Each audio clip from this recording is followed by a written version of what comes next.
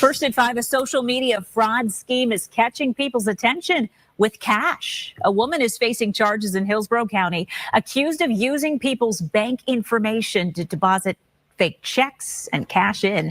The sheriff's office says she was targeting people with different types of bank accounts. Fox 13's Kylie Jones is joining us live with the details. Kylie, break it down for us. Well, Haley, the message from detectives here, if it looks too good to be true, it is. And in this case, detectives believe there are multiple layers to what they're calling a tap-in fraud scheme on social media. A picture of cash might catch your eye while scrolling social media. The Hillsborough County Sheriff's Office says that was this suspect's tactic. She was posting like pictures of cash, and she was asking users, hey, if you have this bank account, hit me up, reach out, like, let's connect. Investigators say Jeanette Solis Martinez was advertising a tap-in type of fraud scheme. She'd use it to get the person's banking information. She would then deposit a fraud check and then use their account information to immediately withdraw the cash from that account before the bank could notice that she deposited that fake check. Some of the photos featured hundreds of dollars worth of cash. Investigators say Martinez would follow up with photos of withdrawal receipts. A retired FBI agent says he used to investigate a wide range of fraud schemes with similar narratives. I have a check. Can somebody, I'll give you 10%, that kind of scam that you see. And for a lot of people, if they're willing to help somebody out and then make a few bucks on the side, they'll do that. In this case, an anonymous tip led to Martinez's arrest. Detectives uncovered more than 100 credit cards belonging to other people and more than $6,000. Now they're trying to figure out if Martinez acted alone. Seeing if the people she was working with, were they meeting up? Were they connecting on social media? Was she saying, hey, I'm going to do this and we can split the profit later, or I'll pay you this much of the deposit of the money that I get from? Experts say the potential victims in these types of cases aren't just the cardholders. The banks are eating those costs. They're eating the non-sufficient fund fees. They're having to spend money on investigations. It really is millions, if not billions of dollars. And the sheriff's office is still working to figure out whether there are more suspects or victims involved in this case. Now, Martinez was given bond by a judge today, but she is being held without bond right now as it pertains to another case. Haley. Kylie Jones reporting tonight. Kylie, thank you. Welcome back to the Starr Carter Personal Finance Channel. I want to start off with that news video that just came out. I think it's been over a week or so. I'm kind of late to the game on this one, and I didn't know if I was going to actually do it because I did a similar video like this when they had that chase glitch last year. If y'all remember that, if y'all remember that so-called chase glitch, y'all can see right here on my channel, up there, right in here in the top corner, right corner right here where chase free money glitch, what really happened. And it seems like people still have not learned from people like myself, trying to educate you all when it comes to banking and financial literacy. If you're not new to my channel, again, my name is Starr Carter. If you are new to my channel and I talk personal finance, I also try to let you know what's going on out here in these financial streets, giving you all the financial tea so that you don't get yourself in financial trouble, because sometimes people just don't know what they don't know until it's too late. Right. And I feel like it's my job to try to educate my people as much as possible, because it seems like it's us that wind up that's falling victim for a lot of these scams. And as that guy said in that video, that when you're thinking you're helping somebody and in turn you might can help yourself, you end up with the bag. And when I say that, it's not the good bag that you think you're going to get. Right? Because if somebody gives you a fraudulent check, whether they ask you to deposit it into the ATM using your debit card, or you actually taking it into a physical branch, you mobile depositing it, however you're doing it, if it's not a real check and you wind up taking the money out because the bank gives you a credit in good faith that the check is good, you're using your bank account, somebody's giving you a fake check. When that check returns, you're on the hook for that money. The account holder, whoever gave you that check that's fake, they're gone. And if you hooked up with them on social media, they're gone. They are gone in the wind. And now you're holding the unfortunate negative bag in your account, because that's not free money. If the bank goes into the negative because you deposited a fake check, you're going to be in the negative. The banks are not eating the cost. That man that said that, I don't know what bank is eating these costs, because the fraud is too rampant for the bank to continue to eat the cost. Now, they may have at some point, but they're not eating the cost. They're not going to eat the cost. And what happens is it makes it even harder for people that have real fraud to get their money back. People that have real fraud, somebody that hacked into their online banking through email breaches and stuff like that, and drain their accounts and stuff like that. And that happens. You know, I work in banking. I work in a bank. It happens. It happens. Email fraud is one of the biggest frauds out there now. Sending you an email or sending you a text saying that they're from your bank, that they're sending you a code, and you give them the information. Those are frauds that are hard. They are really hard on banks, because you got people that are thinking that somebody's trying to steal from them, and they're trying to do the right thing, and in turn they're wind up becoming the victim. And if you put a fake check into your account, so-called helping somebody, say they give you a $2,000 check telling you to deposit it in an account, and you keep $1,800 and you give them $200 or something like that. Why?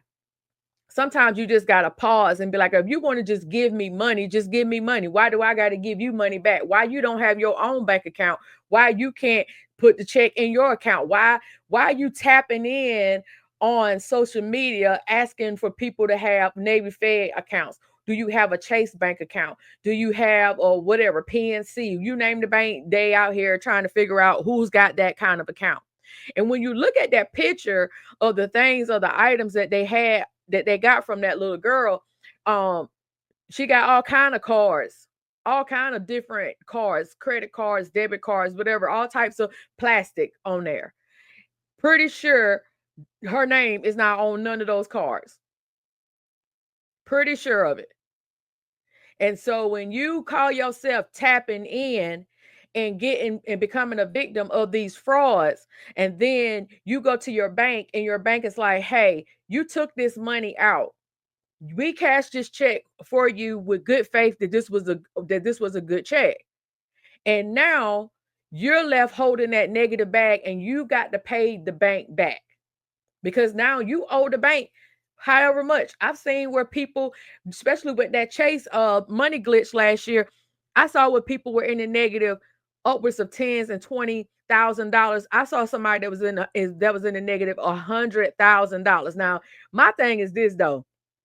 Now, Chase and whoever else that allow people to get money beyond the funds availability, which they really can hold a check for so many days above 5,000, they can hold a check. Why they're not holding these checks, I have no idea. You know, funds availability should kick in at some point, that a check should be held for a reasonable amount of time before those funds. Now you have to give them so much in increments, but you would think that they would not give it to them all at once. And I don't know what these banks' policies is and all that. You know, everybody works a little differently, but if they're not tightening down their funds availability, they will, and they should have already, before people lose money because of scams, whether they are part of it or don't know about it. Because at one time, when I was working at a credit union, at one time they were sending those scam checks in the mail. They were sending scam checks in the mail and telling you to wire so much back to MoneyGram or Western Union and all that kind of stuff, and you keep it. And then guess what? You end up with a negative account then. And sometimes we, depending on the member, and they are credit worthiness, we may give them a loan, but a lot of times they wind up not being able to pay it and end up having to go to court. It's not a good thing for anybody to do that. It's never a good thing. There's no such thing as free money, guys. No such thing as free money. There's a catch to anything that has free behind it when it comes to somebody giving you some money. Why would they just give you $10,000? Why would they do that? If it's a $20,000 check and they say, hey, all I need is 5,000 of the 20,000 and you keep 15,000, why would they do that?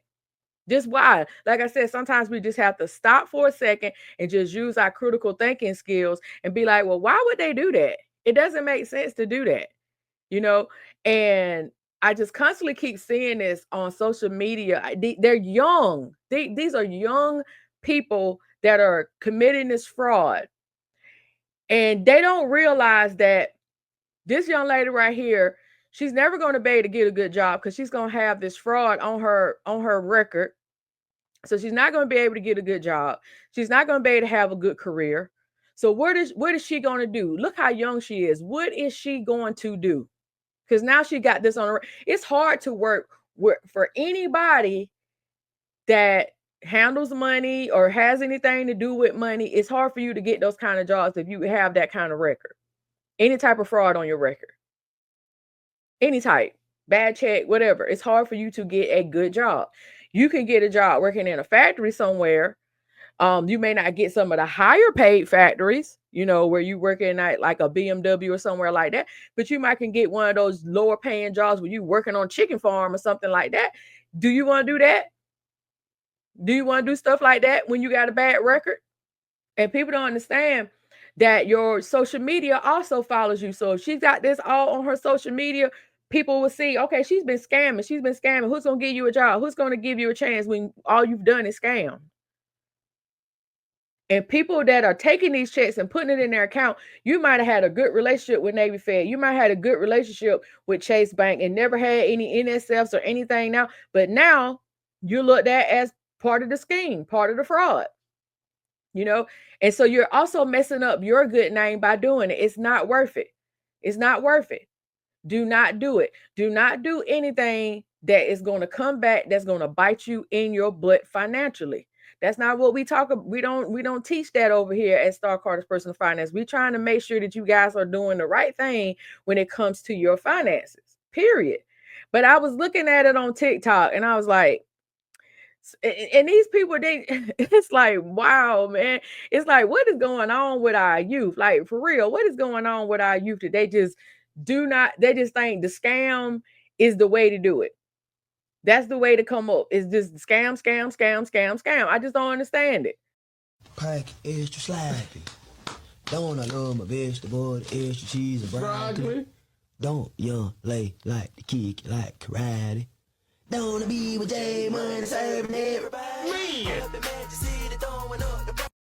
And see, people they're mesmerized by that, especially younger kids. So she's young. Look at her. She's very young. She's 25. All those cards. Now she's going to flash all this money. Tap in. Tap in. Y'all going to be tapping into prison. That's what, doing that federal time, that's what you're going to be tapping in. That shit just a little different over here, man. Doing shit a little different over here nowadays, man. Just cash out with niggas, man. Just cash out. Anything you need, look, I'm buying the outfits and shit. Shit just hit a little different now. 8K here, 10K here. It's just a little different. Tap in.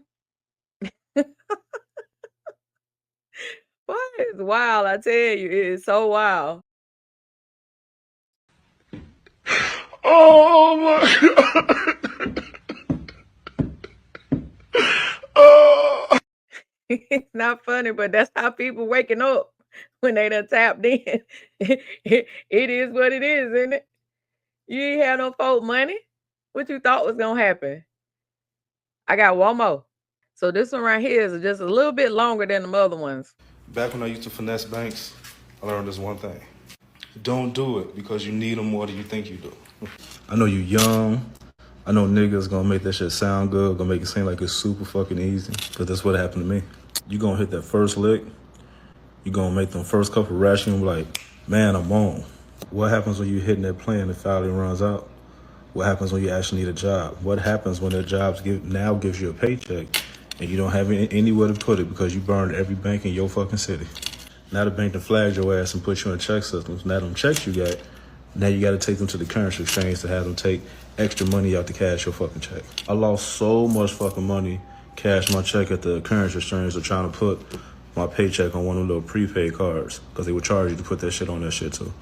When all I have to do is have an active bank account, because 9 times out of 10, they give you free checkings and savings as long as you have a direct deposit coming in 1 or 2 times a month. It may seem like an easy lick until it stops and you try and do something good with your life.